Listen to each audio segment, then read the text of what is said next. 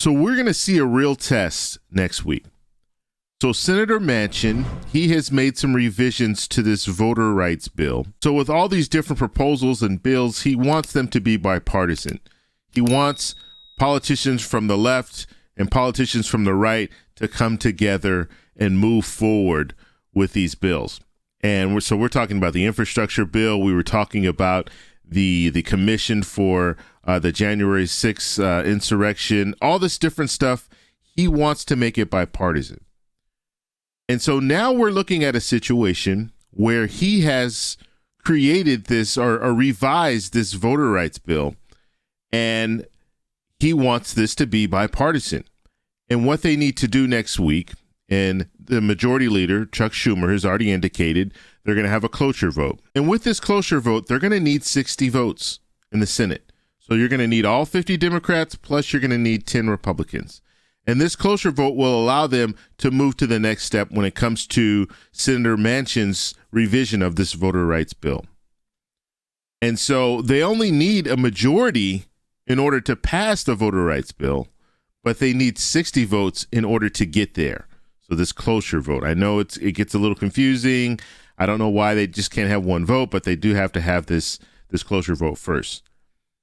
And so there's a very big possibility. As a matter of fact, the minority leader, Mitch McConnell, you guys remember Mitch McConnell, he's come out and said, look, we're not voting for this voter rights bill. And so it's going to be very hard for Senator Manchin to get those 10 votes, the 10 votes that he needs from Republicans in order to move forward with this voter rights bill.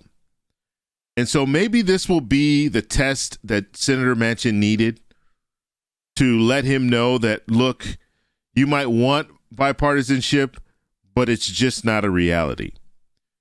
And maybe this will wake him up to realize that in order to get this infrastructure bill done, you're probably not going to have support from Republicans. You're probably going to have to, as Democrats, they're probably going to have to go on their own. They're not going to be able to get the 10 votes that they need to move forward with an infrastructure bill. Just like it looks like they're not going to be able to get the 10 votes they need to move forward with this voter rights bill. And so we're going to have to watch it and see where it goes. And I've coined a new phrase. So you hear the Problem Solvers Caucus. We continue to talk about the Problem Solvers Caucus. And I think we should have another caucus and call that caucus the Problem Creators Caucus. And the leader of that caucus right now, I believe, is Senator Mitch McConnell. He is there saying, look, we're not moving forward with anything President Biden wants to do. His agenda, we're not going to move forward with any of that. So all he is doing is creating problems. Because whether you like President Biden or you don't like President Biden, I think we can all agree that we want our country to move forward. And if that means that because President Biden is the president, allowing him to do things that he wants to do, his plan, allowing him to get his plan through, then that's what needs to happen. And if you have politicians out there that are just there to block everything that you try to do, we're not moving forward. We're probably going to be moving backwards. So allow someone to move forward with their plan. I've always been that way when it comes to Democrats and Republicans. It doesn't matter. Get something done. And if it works, great. If it doesn't, that's when ultimately you have to pay a sacrifice for that. And that could be that you lose your job.